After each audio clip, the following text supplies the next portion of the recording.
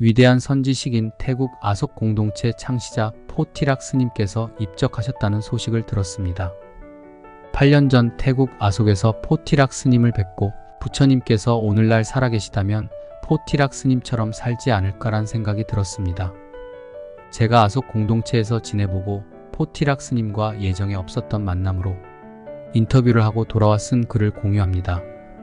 지구상에서 가장 인기 있는 관광지 중 하나인 타이 방콕엔 황금빛으로 치장한 불교 사원들이 즐비하다. 그 사원들에서 돈다발을 세고 있는 승려들을 만나는 것도 어렵지 않다.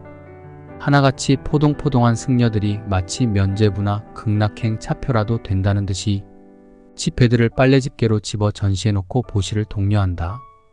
그러고도 아무런 부끄러움이 없다. 누구보다 당당하다. 그래서 묻지 않을 수 없다. 고타마 붓다는 계급을 타파하고 인간 평등과 해방을 선언했는데 왜 그를 따르는 승려들은 불화만이 되어 민중 위에 군림하게 된 것일까? 그것이 타이만의 모습일까? 한국이라면 하나의 질문을 더 해야 한다. 선승들은 미혹되지 않고 여실직연하기 위해 눈도 감지 않은 채 뜬 눈으로 참선을 하면서 왜 고통에 신음하는 중생들에게는 눈을 감은 채 일신의 안일로 다친 생을 보내고 마는 것일까? 방콕을 출발해 시사켓 공항에 내린 비행기엔 그 의문도 함께했다. 한밤중에 도착한 시사 아속에서는 우거진 숲에서 지저귀는 새들이 아침을 깨웠다. 22여만 평이 드넓은 마을은 공동홀과 공동식당, 학교 등이 모여있는 센터를 중심으로 마을 사람들의 집과 공장, 학교, 숲, 논밭이 바둑판처럼 정돈돼 있었다. 시사 아속의 아침은 새벽 4시에 시작됐다. 그 아침 어른아이 할 것 없이 빗자루로 길을 쓸며 청소하는 이들의 발랄한 모습에서 내 의문도 쓸려나가기 시작했다. 그 노동의 현장엔 승려들도 누구나 다름없이 함께하고 있었다. 그뿐이 아니었다. 출가자들은 직접 마당을 쓸고 돌을 나르고 건물을 고치는 굳은 일을 마다하지 않았다. 남방 불교권인 타이에서 통념상 출가자들이 일을 한다는 것은 상상하기 어렵다. 그저 신자들이 주는 보시와 공양이나 받으며 살아가는 것이 출가자들의 일상이다. 그런데 아속은 달라도 너무 달랐던 것이다. 아속 내 일반인들의 집들은 멋들어졌지만 승려들은 판자 몇 개 얽어놓은 오두막 쿠티에서 자고 철저히 하루 한 끼만 먹고 살았다. 아속은 승려와 일반인이 어우러져 살아가는 곳이다. 승려가 주인이고 제가자는 하수인이거나 객일 뿐인 한국의 사찰 공동체와도 다르다. 6개의 마을을 비롯한 아속 공동체엔 갈색 승복을 입은 출가 비구와 비구니 100여 명이 있다. 또 승복을 입지는 않지만 무소유적 삶을 실천하며 헌신하는 독신 여성들로 수녀 격인 30여 명의 시카맛 가족들과 함께 아속 마을에서 살아가는 사람들, 아속의 공장에서 일만 하는 노동자들, 밖에서 살지만 아속의 교사로 참여하는 사람들, 아속에서 살지만 직장은 밖으로 다니는 사람들도 있다. 이토록 다양한 사람들이 섞여 어우러져 살아간다. 시사 아속에서 일하며 지낸 지 얼마 안 돼. 그토록 다양한 부류가 한 울타리에서 조화를 이룰 수 있는 힘의 원천이 솔선수범하는 승가의 지도력에서 나온다는 것을 알았다. 보통의 지도력이란 카리스마적 권위를 얘기한다. 물론 40여 년 전 아속 깃발을 든 포티락은 카리스마가 있는 인물이다. 그러나 카리스마는 사이비 교주들에게도 있다. 진정한 권위란 도덕으로부터 나온다. 평상시 치앙마이의 숲속 수도원이나 방콕의 산띠, 아속에 머무르는 포티락이 시사 아속에 들른 것은 내가 시사 아속을 나오기 이틀 전이었다. 깡마르고 뼈 위에 살감만이 씌워진 듯 했다. 그 속에서 눈빛만이 형형했다. 그 포티락이 맨발로 공동체 마을에서 탁발을 한 뒤 설법을 하기 위해 마루로 올라서기 직전이었다.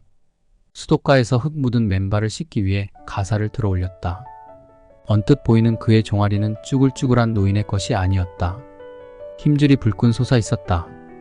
인간 세상의 이기적 욕망에 홀로 맞서 싸우는 작은 거인의 결기가 보였다. 그는 타이의 주류 교단이 가장 껄끄러워하는 인물이다. 한국에선 승단의 타락을 비판하는 자가 더욱 탐욕스럽게 자신의 욕망을 채우려 하고 그 욕망을 충족하지 못해 분노를 표출하기에 공감을 얻지 못하는 경우가 많다. 그러나 포티락은 철저한 계율과 무욕, 무소유로 출발한다. 달걀로 바위를 치는 것이 아니라 무욕으로 탐욕과 맞서는 것이다. 포티락은 세상의 혁명을 외치기 전에 자신을 먼저 혁명했다. 그는 칠남매의 장남으로 태어났다. 그가 어렸을 때 부친은 가족을 버리고 가출했다. 어머니는 10살 때 세상을 떴다. 그 아래로 6명의 동생이 있었다. 소년 가장인 그에겐 험한 세파를 홀로 뚫고 나가야 하는 무거운 짐이 지워졌다. 하지만 그는 온갖 일을 하며 동생들을 돌봤다. 또한 예술가가 되려는 자신의 꿈도 포기하지 않았다. 예술대학을 마치고 애초 그림을 그렸던 그는 작곡가와 텔레비전 프로그래머로 데뷔했는데 단기간에 타이 최고가 됐다. 눈부신 성과였다. 그는 방콕에서 호화로운 주택에서 살며 최고급 차를 굴렸다. 근근히 생계를 이어온 6명의 동생들도 그의 돌봄으로 부유한 삶을 누렸다. 그런데 타이의 안방에서 텔레비전 스타로 절정의 인기를 누리던 어느 날 그는 머리를 밀어버렸다. 완전 채식주의자가 되어 맨발로 걷기 시작했다. 그는 부와 명성과 안락이 왕자 고타마 붓다를 정복할 수 없었듯이 나 또한 정복할 수 없었다고 했다. 그가 하얀 옷을 입고 나타나 방송일을 그만두기로 했다고 선언했을 때 모두 그를 미쳤다고 했다. 그는 욕망이 아닌 다른 삶의 방식을 제시했다. 그러나 불교 국가인 타이에서 승려도 아닌 젊은 전직 방송 엔터테이너의 말을 진실로 받아들일 사람은 없었다. 그는 자신에게 승복은 중요치 않지만 사람들에겐 승복이 중요하다며 출가를 단행했다. 출가 전 어떤 결심을 했건 출가 후엔 승복으로 얻는 대접에 빠져 한 생을 보내고 많은 게 출가자의 일생이 되기 십상이다. 그러나 그는 당연한 행보에서 또 벗어났다.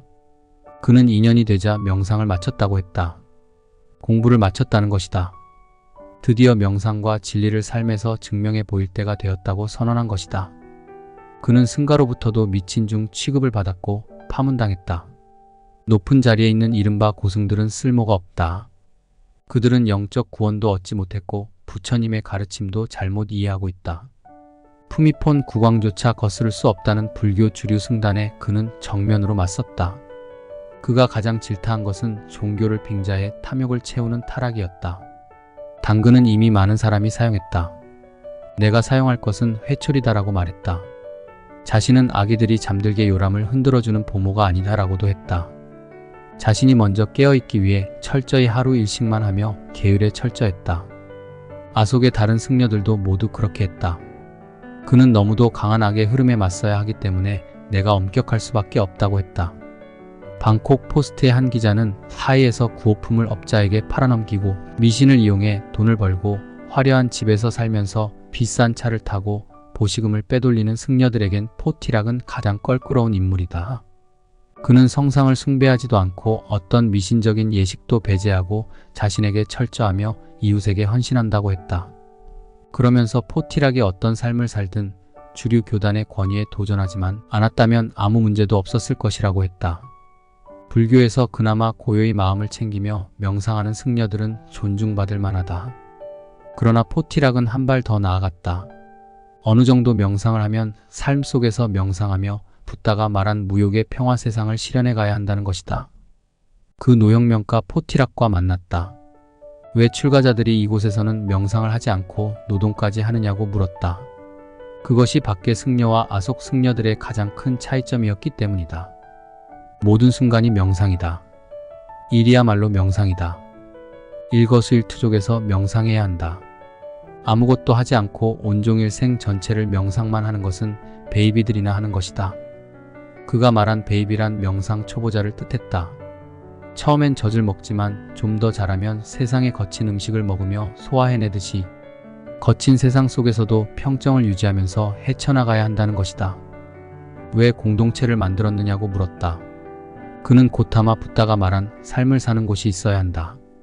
말만이 아닌, 가르침만이 아닌 곳, 벗어날 수 없다고 생각하는 그런 이기심으로부터 벗어나 살아가는 그런 곳 말이다라고 했다. 아속을 이처럼 성공적으로 만들었는데 왜 타이 밖에까지 널리 알리지 않느냐고 물었다. 우리 자신이 먼저 아속답게 사는 게 중요하다. 그래야 다른 사람을 도울 수 있다. 우리 스스로가 잘 살면 저절로 더 많은 사람을 도울 수 있게 된다. 이제 공동체 밖 세상 얘기로 나아갔다. 돈이 전부인 세상이 됐는데 그것으로 행복해질 수 없는가 물었다. 그는 그 상태로 행복하다면 그대로 둬라. 그렇지 않다면 물질의 힘이 아닌 마음의 힘을 길러야 한다고 했다. 그에게 마지막으로 어떻게 해야 행복해지느냐고 물었다. 그는 욕망으로부터 벗어나 현재에 만족할 수 있어야 한다고 답했다. 짓궂게도 이번엔 내 욕구를 드러내 보이며 그를 실험했다. 설사 누군가 무소유를 얘기한다 해도 내면에 소유욕과 명예욕이 있을 수 있다. 포티락이나 아속에 대한 책자를 저희 신문사에서 번역 출판할 수 있게 출판권을 줄 수 있느냐고 물었다. 오직 타이어로만 말하고 통역을 통해서만 소통했던 포티락이 이번만은 영어로 답했다. 아웃 오브 차지. 돈 안 받는다 뭘 그런 걸 얼마든지 갖다 쓰라는 표정이었다. 허락도 필요 없다는 것이었다. 불교에선 현세를 욕망이 지배하는 세상, 즉 욕계라고 한다. 그런데 욕계에선 상상하기 어려운 모습이었다. 그는 오래전 예술가의 일을 떠났다. 그러나 그가 진정한 예술을 시작했다는 느낌이 들었다.